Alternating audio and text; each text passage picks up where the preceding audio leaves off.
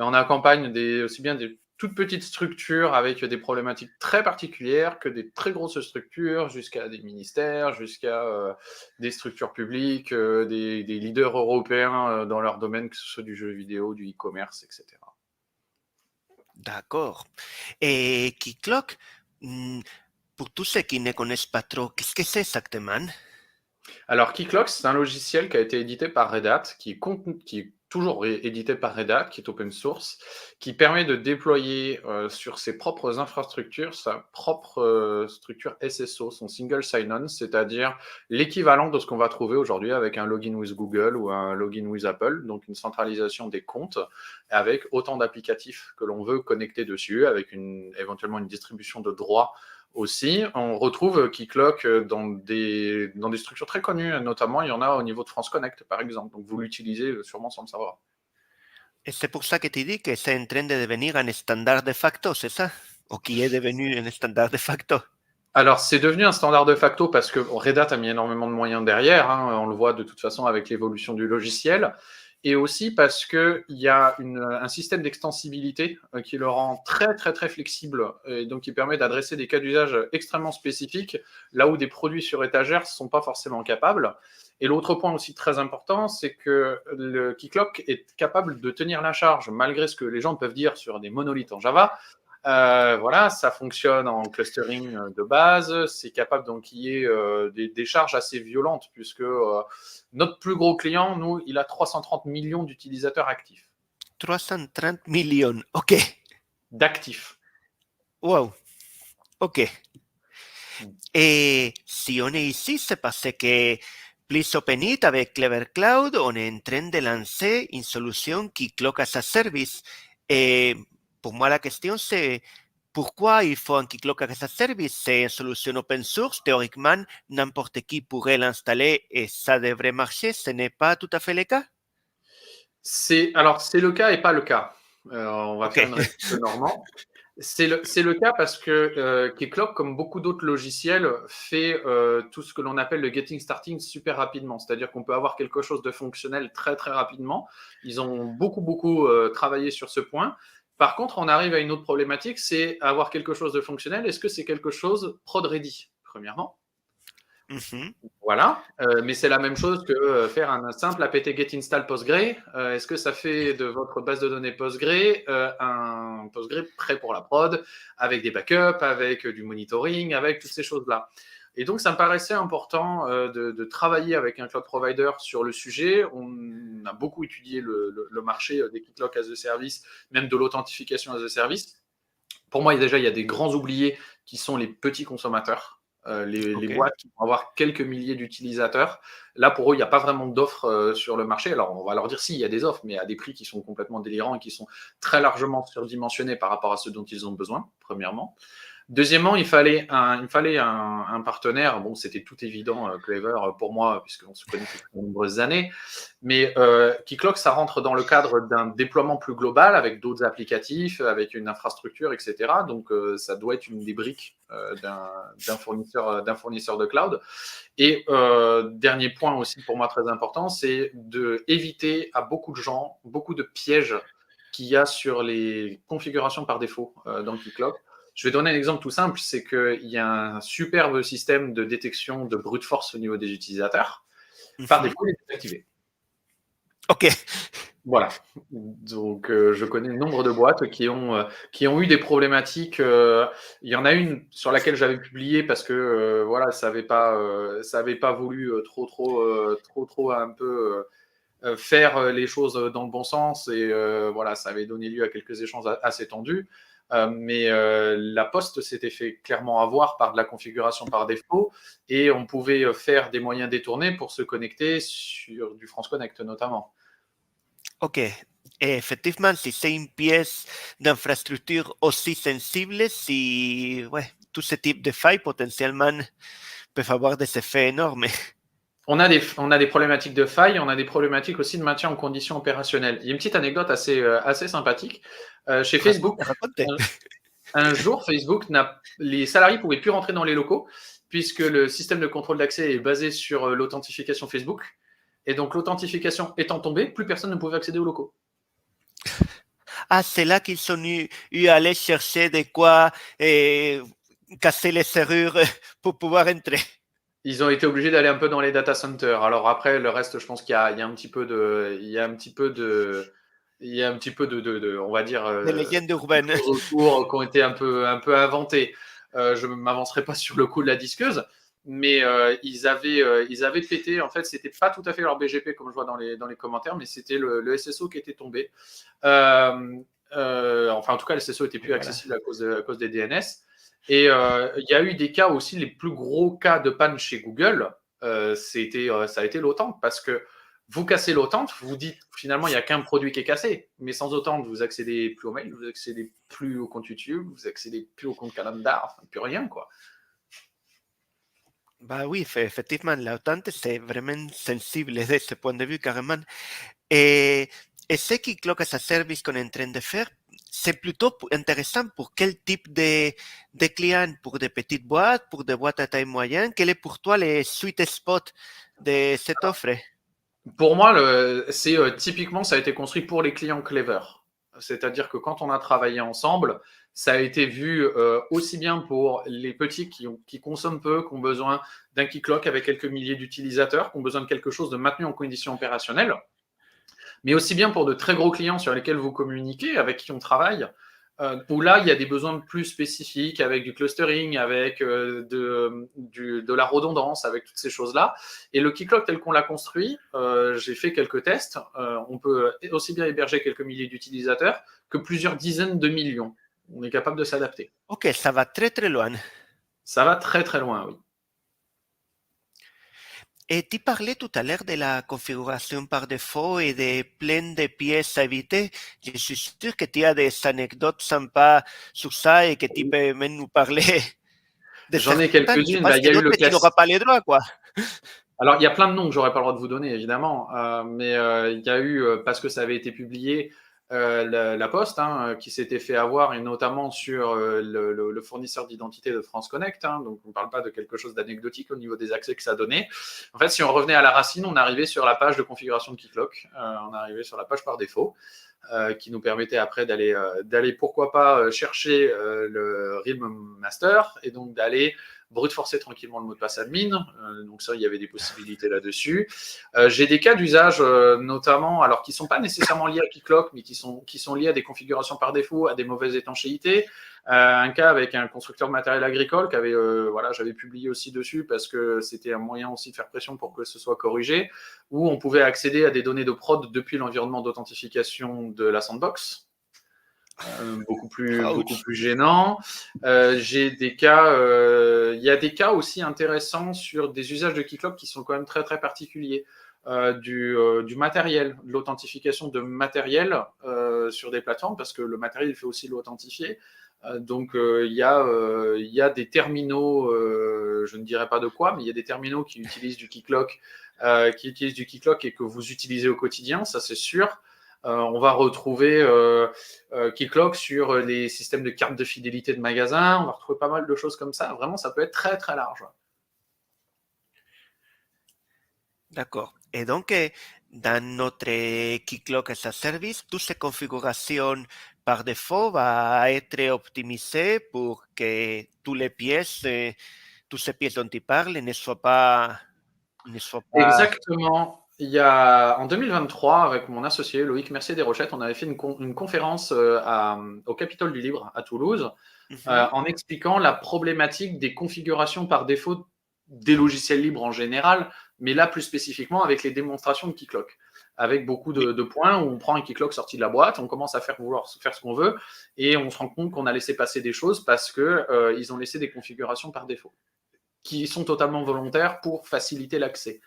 Et donc, à force de se dire, bon, on a publié ça, on a publié des articles, on a publié des modules complémentaires pour Keycloak qui permettent de détecter tout ça, j'ai plus trop de valeur ajoutée en fait à aller vendre des prestations à des clients pour toujours répéter la même chose et des choses qui commencent à se savoir. Et donc, on Mhm. a automatisé ça au niveau de Clever. Et donc, quand vous prenez un Keycloak as a service sur Clever, Clever va optimiser un import, va un peu faire certains ménages, va un petit peu optimiser certaines choses. J'ai un exemple assez drôle, qui les a pas fait rire sur le coup. Il y a un. Alors, je vais répondre à Happy2Dev. Oui, je vais mettre un lien vers la conférence. Si on me laisse une petite seconde pour le chercher. Hop. Pardon, il faut. Un très gros client qui est un gros site de e-commerce avait branché sur leur Keycloak un. Je ne vais pas pouvoir envoyer sur le chat. Comment c'est possible ça, Horacio? Tu peux les mettre sur le chat privé et je m'en occupe. Voilà. Ok. Ils avaient branché un WordPress via un plugin qui est très connu. Et ce WordPress, il utilise tout un ensemble de paramétrages, de configuration, notamment au niveau des scopes. Et par défaut, il y avait la possibilité de faire ce qu'on appelle des sessions offline. La session offline, c'est une session qui est théoriquement infinie. Et même quand l'utilisateur se délogue, la session, elle existe toujours. La problématique réside dans le fait que cette session, elle est sauvegardée en base de données, et pas juste dans un cache.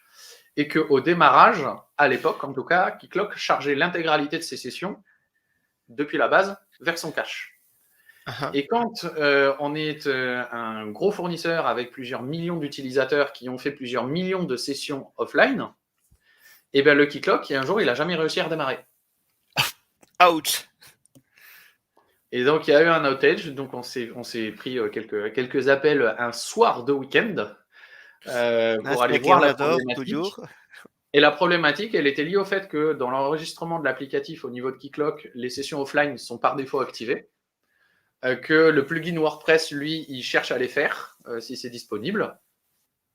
Et donc, ils se sont fait avoir comme ça. Et je connais des tonnes de boîtes qui se font avoir comme ça. Mais là, au point qu'un Keycloak ne redémarrait pas, c'était assez problématique. Wow, je crois que j'ai compris maintenant ce que tu dis de ces configurations initiales. Bah, tu veux nous montrer un petit peu, tu veux qu'on passe. Allez, on va pouvoir regarder ça. Donc, on a été jusqu'à créer un add-on spécifique pour ça. Donc, je vais aller me créer un add-on et j'ai un add-on Keycloak ici qui est arrivé miraculeusement, voilà, qui a fait son apparition il y a quelques temps déjà. C'est une technical preview, on ne va pas pouvoir sélectionner pour l'instant d'autres moyens, mais ça va venir évidemment quand ça va être prêt. Et je vais lui donner un nom. À savoir que par défaut, je vais déployer la dernière version de Keycloak. Alors, j'ai ajouté le support de la 25.01 qui est apparu la semaine dernière, que l'on n'a pas encore déployé pour ne pas risquer de se casser le live, évidemment. Donc, on va déployer une Keycloak 25, à savoir que quand on a déployé une Keycloak 25, je vais rajouter le support des versions suivantes au fur et à mesure que ça va évoluer, après une validation évidemment, parce que c'est quand même arrivé certaines fois que des versions soient sorties, puis qu'un jour ou deux après, il y a une version mineure qui sorte, voilà, pour corriger les choses. Et vous allez garder, vous, votre version de Keycloak ad vitam aeternam pour finalement arriver vous-même à faire la mise à jour. C'est-à-dire, vous avez une variable d'environnement avec votre version de Keycloak, et si la 26 est sortie, qu'un jour vous voulez y passer, vous changez votre variable d'environnement par la 26 et l'update va pouvoir se faire. Ok. On a une petite question sur ce que tu as dit tout à l'heure des paramètres par défaut. Je te la mets là sur l'écran. Est-ce que la bonne pratique ne serait pas d'inverser tous les paramètres par défaut au final? Alors presque. En vrai, presque. Mais au-delà de ça, je pense qu'il est important de connaître le pourquoi du comment de certains paramètres par défaut. Ce que je veux dire par là, c'est que il faut comprendre pourquoi ça a été activé, il faut comprendre la démarche qu'il y a derrière. Et pour moi, l'énorme gêne qu'il y a au niveau de Keycloak et de beaucoup d'autres logiciels, c'est qu'on est capable d'avoir quelque chose qui marche sans comprendre pourquoi. Alors, effectivement, c'est beaucoup moins frustrant que d'avoir quelque chose qui ne marche pas sans savoir pourquoi. Mais on a un petit peu tendance à partir en prod avec des choses sans trop comprendre les tenants, les aboutissants et s'il peut y avoir éventuellement quelques moyens détournés. Donc, je serais assez preneur, effectivement, d'inverser tous les paramètres de configuration par défaut. C'est des discussions que j'ai eues de manière récurrente avec certaines personnes chez Red Hat. Mais eux, il y a une logique business derrière quand même si ça reste de l'open source. L'open source, pour eux, est un modèle de distribution plus qu'autre chose. Et donc, ils ne veulent pas trop changer certaines choses. Il y a eu des améliorations de fait, évidemment. Mais ils ne veulent pas trop changer certaines choses pour ne pas freiner l'adoption, quoi. Ça me rappelle tellement de choses. Ça me rappelle la configuration par défaut de Kubernetes où toute la sécurité est désactivée parce que celui qui veut la mettre pourra la mettre. Ces discussions, je l'ai eu sur plein de logiciels aussi et c'est toujours ce type de réponse qu'on a en face. Mais c'est-à-dire qu'aujourd'hui, par exemple, on a la possibilité de lancer un Keycloak en mode local avec la commande start dev. Alors c'est commode parce que ça se lance de suite. Il y a plein de sécurités qui sautent au niveau du HTTPS, etc. Et ça utilise une base de données. Alors avant c'était une H2 même, maintenant c'est une H2 file. J'ai vu des Keycloak en prod comme ça. Non. Chez les assureurs, notamment. Pas français, je ne vais pas dire qui, mais j'ai vu du Keycloak en prod comme ça. Ouais. Avec StarDev. Wow. Ça, celui-là, j'aimerais bien savoir comment il va se remettre d'un redémarrage ou quelque chose comme ça. J'aimerais bien savoir. J'ai mon Keycloak qui est en train de se lancer. Au moment où j'ai créé la donne, on a créé trois ressources pour vous. On vous a créé la base de données puisque Keycloak il a besoin de sa base de données pour fonctionner. On a créé un runtime Java. Et on a créé un FS Bucket qui va vous servir à étendre le Keycloak et je vais vous montrer le pourquoi du comment. Au niveau ici des variables d'environnement, on a quelques variables qui nous sont utiles. Notamment, on vous a affecté un compte administrateur par défaut avec un mot de passe par défaut. Et justement, par le jeu du provisioning, on vous force à changer ce mot de passe à la première connexion. Très important. Il y a les ID des buckets, cela il ne va pas nous être grandement utile, et notre URL de notre Keycloak qui va être exposé. Là, il est en train de démarrer. Je pense qu'il va bientôt avoir fini. On devrait vraiment pas en être loin. Voilà, successfully deployed. Et là, il va se mettre en mode start. Je vais pouvoir commencer à voir, est-ce qu'il va se passer quelque chose? Oui. J'ai changé la page de configuration par défaut. Pour ne pas arriver sur la page par défaut de Keycloak, voilà, montrer qu'on a provisionné un petit peu les choses aussi de manière propre. Et je vais pouvoir aller chercher mon interface d'administration par défaut. Et donc, j'arrive sur mon écran de login. On s'est amusé à faire un petit thème, évidemment, pour l'exemple. Je vais mettre le nom d'utilisateur qui m'a été affecté et le mot de passe que je n'ai pas copié, du coup, parce que ce n'était pas si long. Ça, c'est sûr que non. Donc, je vais aller chercher mon mot de passe qui va être dans mon Keycloak ici, Service Dependencies, et je vais prendre le mot de passe qui a été généré. Parfait. Et à ma première connexion, il me demande de changer ce mot de passe-là. Comme ça, on va éviter toute problématique de fuite, etc. Vous sélectionnez votre mot de passe. Donc, je vais mettre un mot de passe très hautement sécurisé. Parfait. Voilà. Et me voilà connecté à mon Keycloak qui a été provisionné par Clever. Même le Royaume Master, finalement, on l'a un petit peu tuné. Comment on l'a tuné? On a désactivé certains des clients qui n'ont absolument pas vocation à être utilisés dans le Royaume Master, notamment la console account et le fait de pouvoir récupérer les brokers, c'est-à-dire les fournisseurs d'identité externes. On a ajouté des métriques, on a ajouté des logs, on a ajouté des plugins que je vais vous présenter qui sont livrés avec, qui font partie du bundle bundle. Alors non, David, ça sent pas mot de passe. Ni AZERTY, ni 1, 2, 3, 4, 5, 6, mais essaye de le traduire en anglais, on ne sait jamais. Voilà. Au niveau du royaume, par exemple, dans les choses que l'on a faites, eh bien, on vous a activé le brute force. Donc comme ça, au moins, si on tente de brute forcer le compte, ça va sauter. Voilà, vous allez avoir cette protection-là qui va être faite. Et on vous a approvisionné aussi un royaume qui s'appelle Example pour l'instant. Et ce royaume-là, pareil, il a tout un lot de paramétrages, que ce soit un petit peu au niveau des clients, on a désactivé par défaut, on a mis en optionnel le offline access, etc., etc. Plein de petites choses que je serais capable de vous expliquer, évidemment, si vous me le demandez. Je pense qu'on ne va pas rentrer dans de l'ultra détail à ce niveau-là, mais il y a plein de paramètres par défaut qui ont été changés. Au niveau de notre royaume, on retrouve évidemment toujours notre sécurité qui a été activée. Un event listener qui nous permet d'avoir des métriques, qui n'est pas compris de base dans le Keycloak, évidemment. Ça en fait partie. Et on vous a ajouté aussi des flux d'authentification spécifiques pour les URL d'admin. Le Keycloak Advanced 300, si tu veux, David, il n'y a pas de problème, on peut le faire. Voilà, je vous ai affecté deux flux d'authentification. sur lesquels j'ai ajouté la possibilité de mettre du filtre par adresse IP. C'est un plugin qu'on a développé spécifiquement pour ça. Et donc, vous pouvez rajouter du filtre d'authentification, du filtre par IP, et donc n'autoriser que certaines ranges d'IP ou votre IP unitaire si vous voulez. Vous rajoutez ça ici, et du coup, vous allez avoir une console d'administration qui ne va être accessible que depuis l'adresse IP mentionnée. D'accord. Voilà, ça fonctionne très bien, parce que dans tous les cas, il y a un moment, si vous voulez accéder à votre console d'administration, il faut un petit peu qu'elle soit ouverte sur l'extérieur, et il n'y a pas trop le choix, quoi. Je suis d'accord On va avec vous David, montrer c'est aussi. top d'avoir activé tout ça par défaut. Voilà, c'était pour moi hyper important, très très nécessaire, parce que c'est des choses sur lesquelles je ne vois pas en quoi on partirait en prod sans ça. Je vois absolument pas. Bah, Mon royaume, j'imagine il que s'appelle oui. Example. Ça m'embête un petit peu qu'il s'appelle Example. Et donc, au niveau des variables d'environnement, je peux choisir de mettre d'autres royaumes si je veux. Et donc, si je fais un nouveau royaume Clever et que je vais updater et restarter, évidemment, je vais être obligé de redémarrer mon applicatif, et ben, il va me provisionner un royaume qui va s'appeler Clever et qui va avoir les mêmes paramètres par défaut. Je peux Donc, toujours simplement choisir. en modifiant la variable d'environnement, le nouveau royaume, il est provisionné au redémarrage. C'est ça. Je pourrais très bien faire le create realm qu'on connaît tous, mais cette fonctionnalité-là, on n'a exprès pas voulu la changer parce que on estime qu'il y a des gens qui ont besoin de passer par là, et le but étant de ne pas proposer un keycloak ni modifié ni bridé, mais bien avec des fonctionnalités supplémentaires. Donc, si vous voulez toujours vous créer le royaume, vous pouvez vous créer le royaume par là. J'ai aucun problème avec ça. Si vous voulez vous créer des royaumes déjà provisionnés, vous avez les variables d'environnement. OK. Voilà.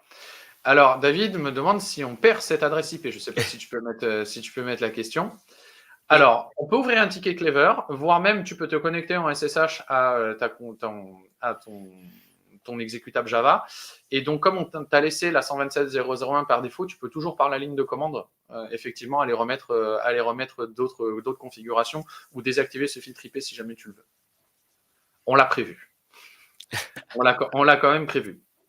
Donc là, j'ai mon système, il est en train de redémarrer, et donc je vais me retrouver avec un nouveau royaume qui va être créé.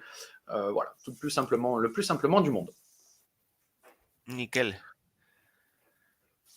Je vais en premier temps, parce que on est d'accord, on ne va pas partir en prod avec ce nom de domaine-là. Eh ben voilà, Non. et mon déploiement, il a pas réussi. Tu Ah, vois? tiens, il y a petite Already question exit. novice. La différence entre un keycloak, un authentique et un Otelia.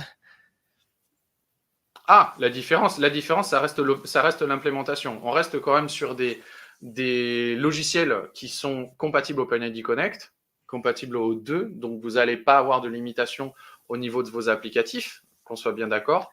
Pourquoi on a fait le choix de Keycloak? Parce que nous, c'est le logiciel qu'on connaît le mieux, de toute façon, premièrement. Et on a estimé, par rapport au cas d'usage que l'on a vu chez tous nos clients, que c'était de loin la solution la plus extensible qu'on avait trouvée. Par contre, moi, j'ai aucun problème à aller faire du support, etc., et à vendre autre chose. Je pense que vous comprenez aisément pourquoi. Mais aujourd'hui, le choix de faire du keycloak, il est par rapport aux standards de marché que l'on constate. C'est ça, c'est le standard de facto, comme tu disais au début de la Tout vidéo. à fait. Donc, grâce à la démo, j'ai eu mon petit effet démo, évidemment, mais c'est pas grave, ça va redémarrer, ce qui va me permettre d'aller ajouter ma liste de correctifs. Comme je disais, on a un petit. Pour moi, c'est un truc, c'est pas trop admettable d'avoir un nom de domaine générique pour pouvoir aller mettre notre authentification. Donc, j'ai effectivement envie et besoin d'aller mettre mon propre nom de domaine. Donc, j'ai créé sur le domaine de Please Open It un sous-domaine avec la configuration que vous connaissez tous, que vous pouvez faire pour Clever Cloud. Et donc, rien ne m'empêche d'aller changer au niveau de mes domain names, d'aller rajouter mon domain name à moi. D'accord? Et au niveau de ma variable d'environnement, je vais changer mon hostname. Nickel. Je change mon hostname et je vais pouvoir du coup exposer mon keycloak derrière mon nom de domaine applicatif que je veux. À savoir qu'il existe chez Keycloak une option qui permet d'exposer la console d'administration sur un autre domaine que le domaine sur lequel on expose l'authentification. Cette variable, c'est casser hostname admin. Je vais vous montrer dans la configuration comment c'est possible. J'ai créé un autre nom de domaine exprès pour ma console d'administration, qui est celui-ci. Et donc, ma console d'administration ne sera disponible que sur ce domaine-là. Ça, c'est une sécurité qui a été proposée par Keycloak. OK. Et je vais restart l'application et je vais rajouter évidemment mon admin ici. Là, j'ai un Keycloak qui commence à ressembler un petit peu plus à ce qu'on veut en prod. On a enlevé le nom de domaine Clever, puisque ce n'est pas nécessairement en termes d'image de marque ce qu'on veut exposer. Non pas que Clever ne soit pas une bonne image de marque, mais pour avoir une continuité dans nos produits, voilà, c'est assez important. Comme vous avez pu remarquer, j'ai quelques variables d'environnement. J'ai des variables d'environnement qui s'appellent cc _ pour Clever Cloud, mais j'ai rajouté une variable d'environnement cassée pour Keycloak. Au niveau de Keycloak, on a un ensemble de configurations possibles. Toutes les configurations possibles même sont faites par variable d'environnement. Alors, je vais vous retrouver la documentation. Voilà.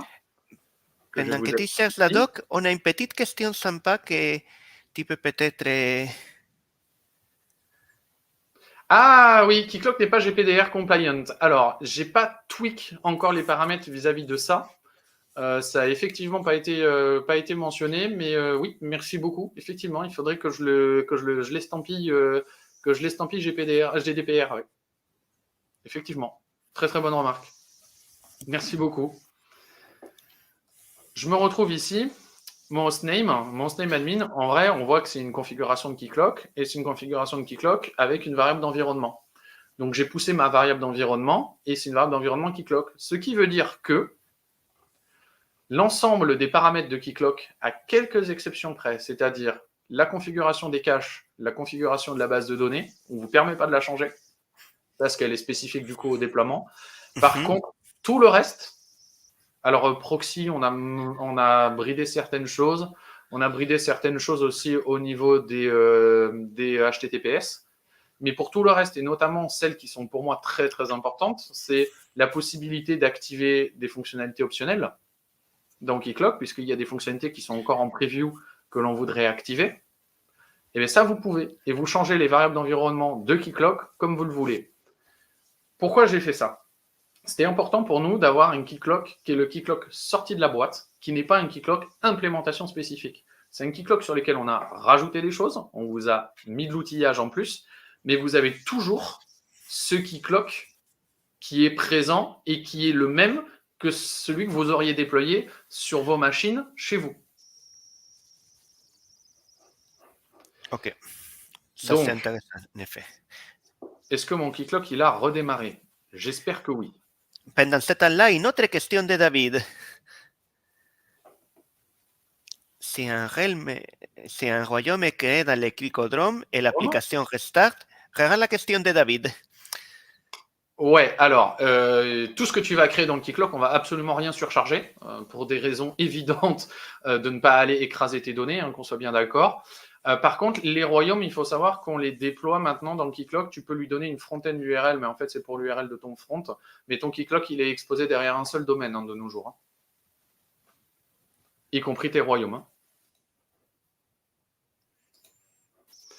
Je vais prendre du coup mon admin ici, puisque maintenant j'ai exposé mon Keycloak derrière une nouvelle URL qui est un nom de domaine spécifique. Je vais revenir. Il faut que je me reconnecte et on va voir comment on va pouvoir éviter ça. Mais comme j'ai redémarré, mes sessions, elles ont cassé, évidemment. Non, pas session account console, account admin. Et me revoilà connecté à mon Keycloak tel que je l'avais abandonné. Parfait.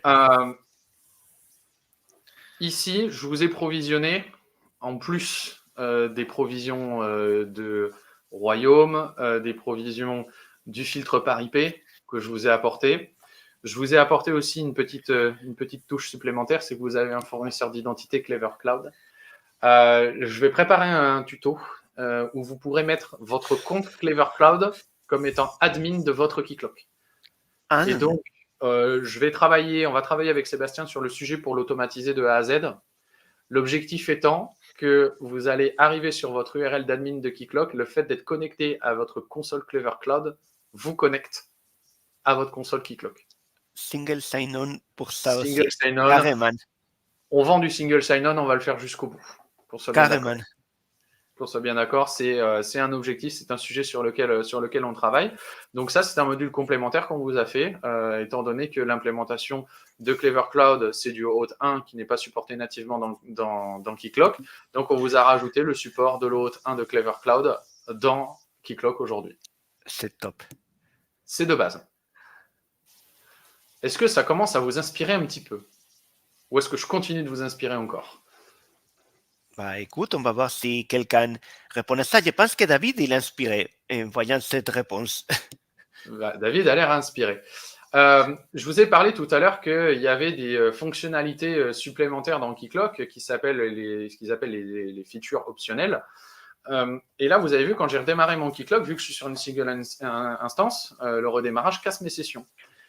Il se trouve que Keycloak 25 apporte une petite nouveauté qui est encore en preview aujourd'hui, qu'ils ont annoncé comme étant stable à la prochaine version. On peut commencer à l'utiliser.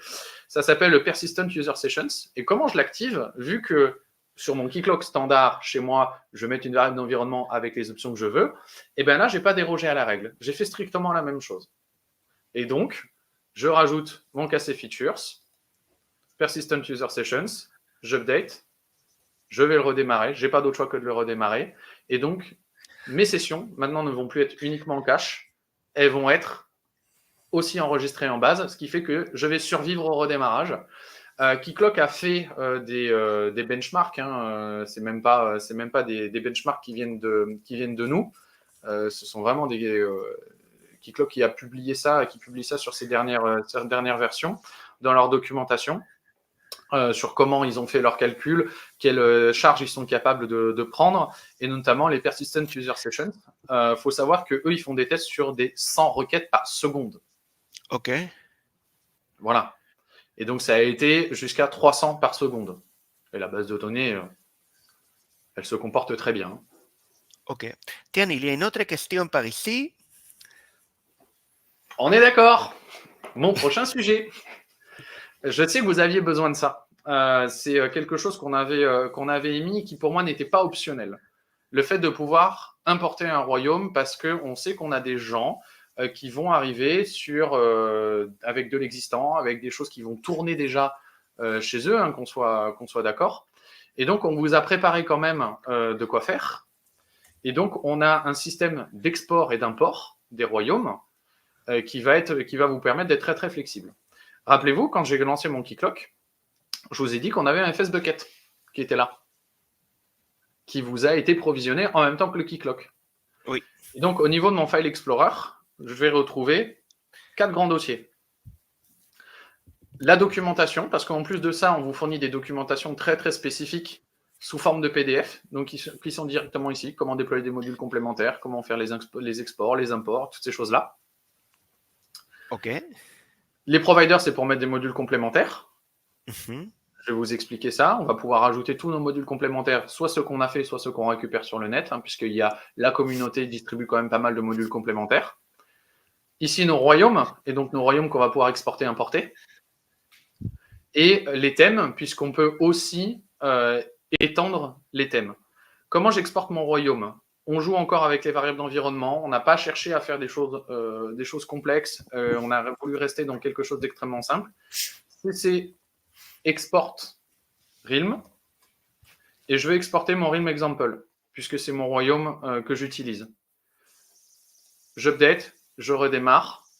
Et au redémarrage, j'aurai dans mon FS Bucket mon royaume exporté avec les utilisateurs, donc l'intégralité de mon royaume.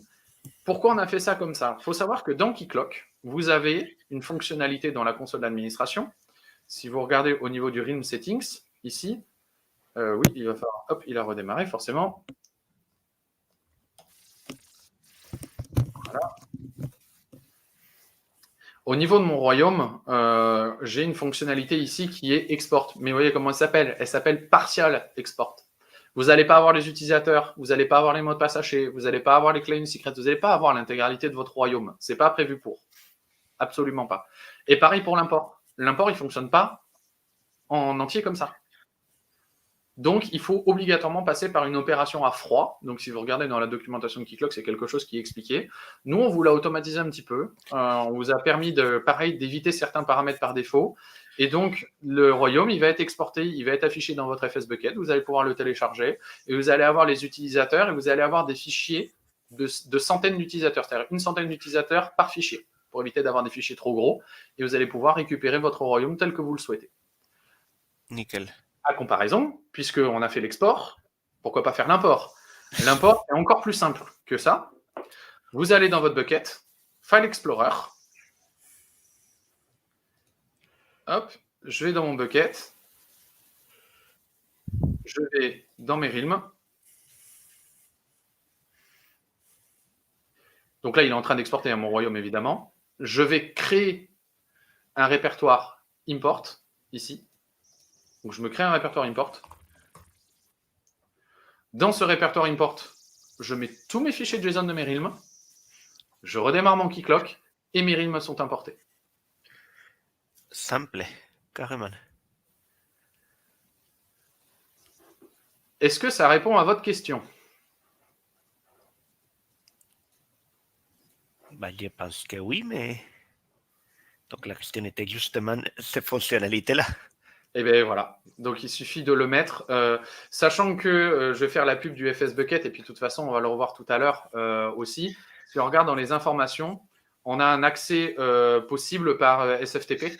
Donc en plus, si vous voulez l'automatiser depuis une CI, depuis votre machine, etc., que vous ne voulez pas passer par la UI web, vous avez cette possibilité-là. Bon, apparemment, ça répond parfaitement. Donc voilà. C'est bien. Eh bien, j'en suis totalement ravi. Là, mon Keycloak, il a redémarré. Si mon effet démo, normalement, est bon, je devrais théoriquement avoir mon royaume, sachant que j'ai fait ma configuration à main levée. Est-ce que mon export va être là? Mon export n'est pas encore là. Pourquoi je ne l'ai pas fait? Il va falloir sûrement que je redémarre ou que je redéploie. J'ai dû mal faire quelque chose. L'effet démo, évidemment. Tout ça, évidemment, est documenté et c'est des choses sur lesquelles on passe, on repasse et on repasse, comme vous pouvez l'imaginer. Et puis, Keycloak, il a, et c'est pour ça que je vous disais aussi que c'était important pour nous, il a un très gros aspect extensibilité. Oui, c'est ça, c'est un effet Bonaldi. Pour les plus vieux, je sais ce que c'est. Donc, je dois être vieux ou je dois avoir fait trop de démos dans ma vie. Ça doit être pour ça. Keycloak, comme il est extensible, donc on peut faire nos propres modules complémentaires, que ce soit des méthodes d'authentification, se connecter à des bases de données d'utilisateurs autres que celles de Keycloak, mettre des nouvelles fonctionnalités, des nouvelles API, des nouveaux listeners, des choses comme ça. Il faut savoir qu'on a fait des choses absolument tordues en long, en large et en travers. Je vous invite, pour ceux qui sont du côté de Sophia Antipolis dans 2 semaines pour Riviera Dev, mon associé Loïc fait une démonstration d'une authentification sur Keycloak avec une Game Boy. Avec une Game Boy. Voilà, je ne sais pas ni pourquoi ni comment. Voilà, en vrai, j'avais pas envie de savoir sur le coup. Mais voilà, une authentification par une Game Boy. Moi, de mon côté, pour vraiment le côté rigolo, on a fait une authentification par karaoké. On vous demande de chanter et si la chanson est suffisamment bien chantée, on vous ouvre votre compte. Donc, c'est drôle, je suis d'accord, ça sert à rien, mais c'est une preuve aussi de l'extensibilité forte de Keycloak et que Keycloak, on peut faire absolument ce que l'on veut avec. On retrouve chez Keycloak un ensemble d'extensions qui sont fournies, qui sont référencées, en tout cas sur le site internet de Keycloak, qui sont maintenues par la communauté. Je pense qu'il y en a quelques-unes qui vont partir parce qu'il y a des fonctionnalités maintenant qui ont été intégrées, notamment les organisations. Ça va être intégré très, très, très, très prochainement. Donc, je pense que c'est une extension qui n'aura plus trop de raison d'être. Mais voilà pour la petite information. Et si je veux là-dedans, je peux aller me télécharger quelques extensions. Et comment je vais les déployer dans Keycloak? Alors, j'ai des démos pour ça, évidemment. Je ne vais pas dans le cadre dans lequel on est aujourd'hui, je ne vais pas développer une extension puisque c'est pas le sujet et voilà, on pourra très bien discuter de ça comme vous le souhaitez. Je vais vous en déployer 2 qui, je pense, répondent à des problématiques ou en tout cas sont des démonstrations suffisamment probantes. Le fait de pouvoir faire du login with Apple dans Keycloak. Okay. Vous savez que Apple a déployé ça il y a quelques temps déjà. Donc voilà, le sign in with Apple. Et c'est une fonctionnalité qui pour moi est assez importante de proposer sur des applications grand public. Et pour des applications beaucoup plus spécifiques, il existe un connecteur pour France Connect qui a été fait par l'INSEE, donc qui est disponible pour Keycloak. Comment je vais déployer ça? Je vais dans les releases, je télécharge ma release ou éventuellement je le rebuild si jamais j'ai besoin de le rebuilder. Hein, ça peut arriver, j'ai aucun problème avec ça. Je vais aller dans ma console Clever, dans mon file bucket, qui est toujours là et qui n'aura jamais de problématique de disponibilité, puisque c'est le but qu'il y a derrière. Et dans mon dossier provider, donc si je vais dans mon FS Bucket ici, dans mon dossier provider, vous allez voir qu'il y en a déjà que je vous ai donné, que je vous ai livré avec le Keycloak. Et je vais prendre mon jar, copier, coller. Alors, je crois qu'il faut passer par l'import avant. Hop, je vais faire upload. Comme ça, je vais être sûr de ne pas me planter. Je vais le mettre. Alors, est-ce que je n'ai pas téléchargé la Javadoc comme un idiot? Oui, j'ai téléchargé que la Javadoc. Voilà. Donc, on ne va pas déployer une Javadoc. On va vraiment déployer notre plugin. Voilà, upload. Hop, je vais mettre mon jar ici. Et je vais en profiter aussi pour mettre celui d'Apple dont j'ai besoin, qui est ici. Je le télécharge. Alors, on attend qu'il ait fini d'uploader. Upload. Je le prends. Je le mets. Et on attend que la magie opère. Et pendant qu'on attend que la magie opère, on a encore une autre question. Alors, quelqu'un qui connaît Keycloak quand même sur le sujet. Effectivement, les caches InfiniSpan, c'est un sujet. C'est un sujet qu'on soit bien d'accord. Les caches InfiniSpan, par défaut, ils sont configurés pour être déployés dans un environnement distribué. Donc, par défaut, vous prenez un Keycloak, vous en mettez plusieurs côte à côte. Les Keycloaks vont être capables de causer entre eux et vont être capables de répliquer leur cache, alors répliquer ou distribuer leur cache. Mais ça inclut une petite subtilité que moi je trouve pas très subtile et qui me gonfle quand même largement, qui est que les nœuds doivent être capables de communiquer en UDP multicast pour pouvoir se découvrir les uns les autres. Donc c'est une configuration qui est acceptable quand vous avez des machines physiques avec un réseau physique. Dès que vous partez chez le moindre cloud provider, et pas que Clever, vous partez chez Amazon, chez Google, etc., ça va être pareil, vous allez avoir la même mauvaise surprise. Malheureusement, ça ne va pas fonctionner. À savoir que approvisionner un Keycloak pour la prod, on vous approvisionne aussi les caches InfiniSpan avec un mode de réplication qui s'appelle JDBC Ping. Donc, chaque nœud vient s'enregistrer dans la base de données, vient enregistrer sa configuration et les autres nœuds découvrent l'ensemble du cluster par là. Et donc, avec un network group, on ne fera pas la démo aujourd'hui parce que c'est prévu dans quelques semaines de faire des démos beaucoup plus poussées sur de la scalabilité de Keycloak. Mais effectivement, on crée un network group, on met le nombre d'instances que l'on veut et on est capable de vous monter un cluster de Keycloak sorti de la boîte avec ce même add-on, ce même déploiement. Ça méritera peut-être un autre tweet quand ça sera complètement disponible. Ça ne concerne pas la même typologie de personnes. C'est quand même assez différent. Mais... Voilà, mais c'est prévu, c'est totalement prévu de base. Je peux même, montrer la configuration. On a bien fait développer une configuration spécifique de JDBC Ping. Voilà, et donc les nœuds sont capables de s'enregistrer les uns et les autres et donc de se découvrir les uns les autres. On a fait, alors au plus fort des tests que j'ai fait sur Clever Cloud, j'ai fait des tests à 30 millions d'utilisateurs actifs sur un cluster de Keycloak et avec une autoscalabilité. Et on sera les seuls à le proposer.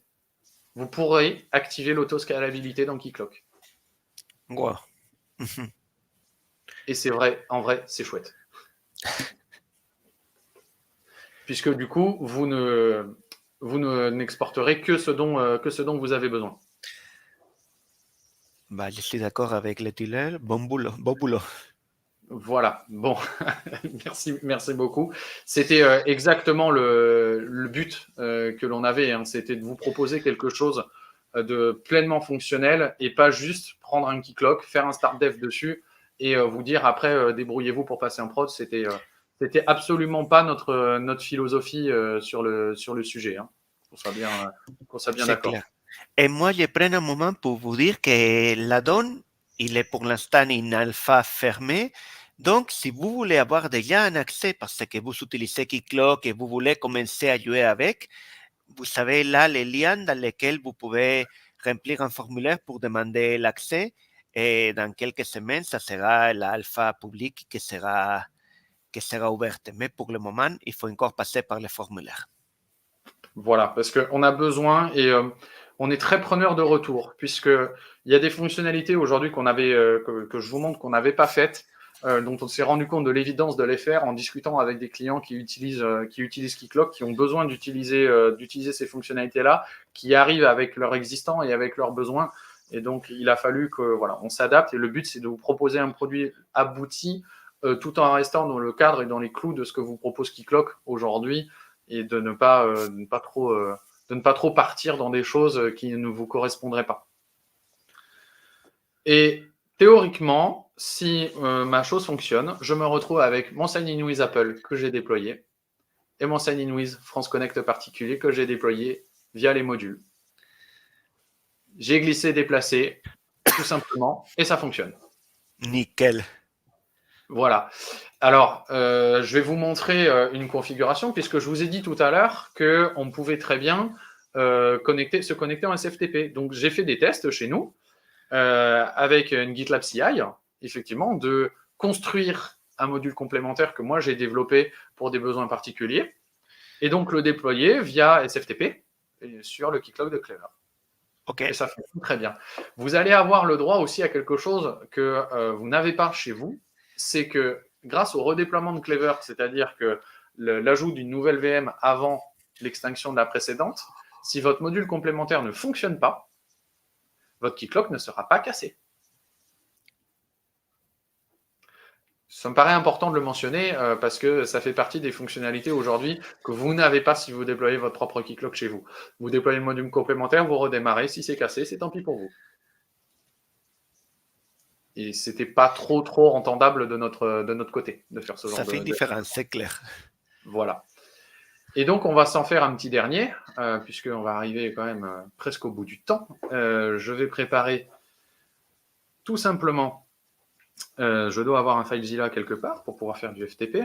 Je ne vais pas vous embêter avec... En effet, comme on est parfait, Oui, alors on n'a pas besoin de ça. Écoute, je vais te prendre une semaine en stage. Et on va aller voir quelques clients et tu vas voir, on va pas rigoler tous les jours, je pense. Alors, hop, je vais me préparer ma configuration. Normalement, je dis bien normalement, ça fonctionne.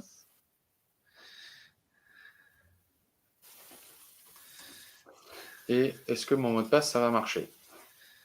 J'espère que oui. Connexion TLS établie, ça sent bon. Voilà. Et on va aller télécharger, on a parlé tout à l'heure des thèmes. Donc, on va aller télécharger un thème. J'ai cherché Keycloak thème, je n'ai pas sélectionné particulièrement quelqu'un. Donc, j'ai trouvé que la société Alfresco, elle a fait un thème qu'elle a publié, qui en plus est à jour. Donc, je vais télécharger le zip. Voilà, le plus simplement du monde. Je vais le dézipper. Donc, je me retrouve avec mon répertoire dézippé ici. Je vais le faire vraiment presque à l'ancienne, finalement. Je vais aller mettre dans mes thèmes le dossier Alfresco à côté du thème Clever Cloud. Il va m'uploader mes fichiers. Voilà. On va redémarrer notre Keycloak, évidemment, parce que pour des raisons de cache, pour des raisons d'optimisation, Keycloak, il doit être redémarré. Je suis désolé, mais on passe par cette étape-là. De toute façon, si vous le faites chez vous, hein, vous n'avez pas le choix. Vous êtes obligé quand même de passer par cette étape. Hein. Voilà, c'est la triste réalité. C'est la rançon du succès avec Keycloak, c'est que les redémarrages sont légion quand on déploie dessus. Mais si on veut avoir de la performance, on n'a pas trop d'autres choix. Et donc, une fois qu'il va avoir redémarré, je vais aller voir dans ma console d'administration. Et effectivement, je vais avoir ce nouveau thème qui va être disponible, que je vais pouvoir utiliser au niveau de mes royaumes. Et pareil, via le système FTP, on peut, en intégration continue, déployer notre thème sur notre Keycloak Clever. Et comme tu viens de dire, l'avantage c'est que pendant qu'il redémarre, l'ancienne instance est encore en train d'être exécutée, donc il n'y a pas de problème de continuité de service. Il peut y avoir, si on n'active pas les sessions en base, c'est inhérent à Keycloak. Hein. Si on n'a pas activé la sauvegarde des sessions en base ou si on n'a pas de cluster, on va perdre les sessions en cours. Oui.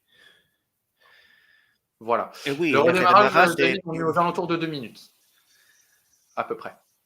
Ça, c'est dû au fait que Keycloak a migré il y a quelque temps déjà son environnement d'exécution. Avant, ça fonctionnait sur un serveur applicatif JBoss, enfin Whitefly pour la version open source.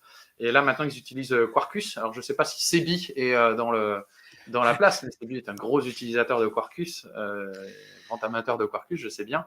Et du coup, ça nous a apporté quand même énormément de rapidité, consomme beaucoup moins de RAM aussi, important de le souligner. Et puis, par contre, on a un petit à côté, c'est qu'il faut faire souvent des rebuilds de Keycloak, quand notamment on met des thèmes ou des choses comme ça, pour que ce soit intégré dans le binaire, dans notre exécutable de Keycloak. Voilà, c'est le prix à payer aujourd'hui pour avoir quelque chose d'ultra performant en prod. Mais moi, c'est un prix que j'accepte largement de payer quand on voit les fonctionnalités que c'est capable de nous apporter derrière. Quoi. Donc là, mon redéploiement est en cours. Sachant que j'ai toujours pas eu de rupture de service, hein, qu'on soit d'accord.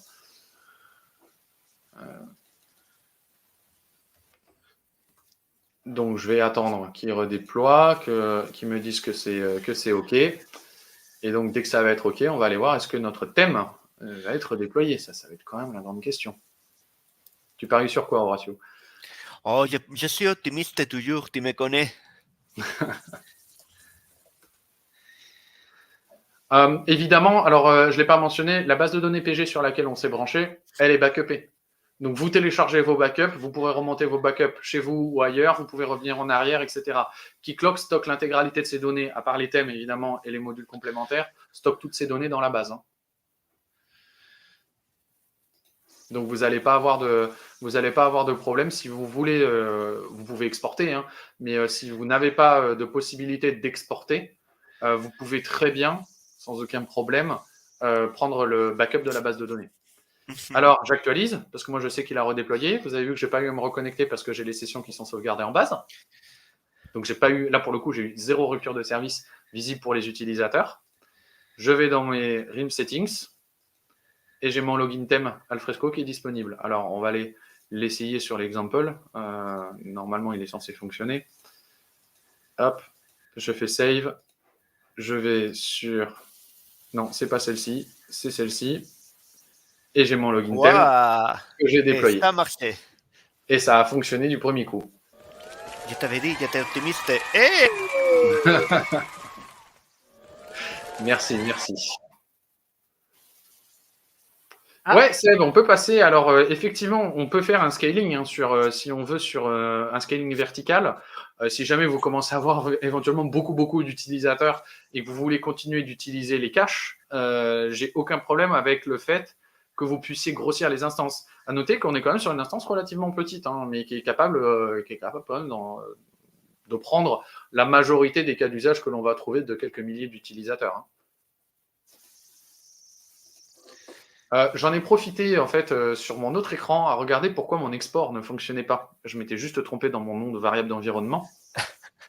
Mais je vous le prouve, je vous le montre. Je vais dans mon File Explorer ou même mieux, Parfait, tout J'allais le dans monde mon... avait déjà oublié et tu Ah non, moi trouves je et l'ai tu pas vas le oublié. montrer. Bravo, bravo. Voilà, et j'ai ici, donc, j'ai un dossier export qui a été créé, example, et j'ai mon royaume example qui a été exporté. Ça, c'est du professionnalisme, Mathieu. Voilà, donc ma fonctionnalité, elle marche, qu'on soit bien d'accord. Donc j'ai l'export, l'import qui fonctionne, que vous pouvez passer par le FS Bucket et donc par tous les moyens que vous avez au niveau du FS Bucket. Vous ne vous tapez pas à aller faire des git push compliqués, des choses comme ça. Glissez, déplacer du fichier JSON, vous redémarrez l'instance et c'est parti. Donc on a vu un keycloak sur lequel on importe, on exporte, qui va vous apporter de la scalabilité, qui va vous apporter la possibilité de faire des modules complémentaires, qui va vous apporter la possibilité de faire des thèmes, le tout sorti de la boîte et au plus proche de vos applications Clever, sorti de la boîte. Bah, écoute, en tout cas, moi, j'ai trouvé super intéressant. Et je rappelle, pour l'instant, si vous avez un use case qui cloque et vous voulez le tester, vous avez le formulaire qui est là. Je pense que Mathieu sera ravi d'avoir des use cases différents pour valider que tout est bien avant l'étape suivante.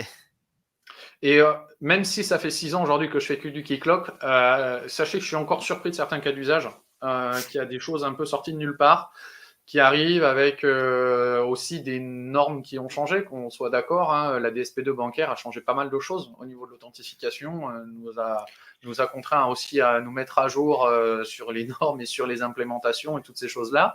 Voilà, il y a beaucoup de choses qui arrivent. On a des cas d'usage avec de l'existence, connectés à des bases de données, etc. À savoir que nous, dernièrement, on travaille avec un fabricant d'instruments de musique et les instruments de musique poussent des données sur une plateforme et donc on authentifie l'instrument de musique. Vous authentifiez les instruments de musique. Tout à fait. Excellent. Puisqu'il faut les lier au compte utilisateur. On a fait ça aussi avec des appareils de rééducation. Et du keycloak lié à des appareils de rééducation. Ah, c'est des use cases que j'aurais pas du tout pensé qu'on pouvait avoir sur Keycloak. Ça, et pourtant, quand il est dit, ça semble logique, mais wow. Et donc là, il faut faire appel à des. Il y a quand même des moyens de faire, hein, puisqu'il y a des normes. Il y a des normes au niveau des protocoles d'authentification. Mais c'est toujours intéressant de voir. Je suis assez preneur s'il y a des gens qui utilisent Keycloak pour de l'authentification d'applications desktop, puisque c'est des choses que l'on ne voit pas beaucoup. Je suis assez curieux de voir comment ça a été fait et surtout comment on est capable de maintenir la session ouverte dans l'application desktop, comment les gens font. Nous, on le fait évidemment, hein, on a certains de nos clients qui le font, mais je suis curieux de savoir s'il y en a qui l'ont fait, comment ils l'ont fait. Nickel. Bah, espérons que parmi tous ceux qui vont voir soit les streamings, soit les replays, il y aura certains qui voudront cliquer sur les formulaires et N'hésitez tester pas. ces fonctionnalités. Et surtout, n'hésitez pas à nous contacter, évidemment. Hein, on a essayé de couvrir les cas d'usage voilà, que l'on a vus depuis 6 ans, mais je suis absolument certain qu'on ne les a pas tous vus. Et donc peut-être qu'il y a des choses dont il y aura besoin. Nickel. Bon, bah, est-ce qu'il y a d'autres questions parmi ceux qui sont en train de regarder le streaming en live? Parce que sinon, je pense que on a vu un peu tout ce qu'on voulait voir. Niveau timing, on est bien. Parfait. On a fini avant 14 heures, c'était notre objectif. Super timing. L'effet démo a été ça va. Ah, ça c'est le type de feedback qu'on aime bien. Eh bien, n'hésite surtout pas. N'hésite surtout pas. Voilà, c'est le but aujourd'hui de ce live, c'est de présenter un peu ce qu'on a fait. Pourquoi on l'a fait différemment des autres aussi. C'était quand même une grande question.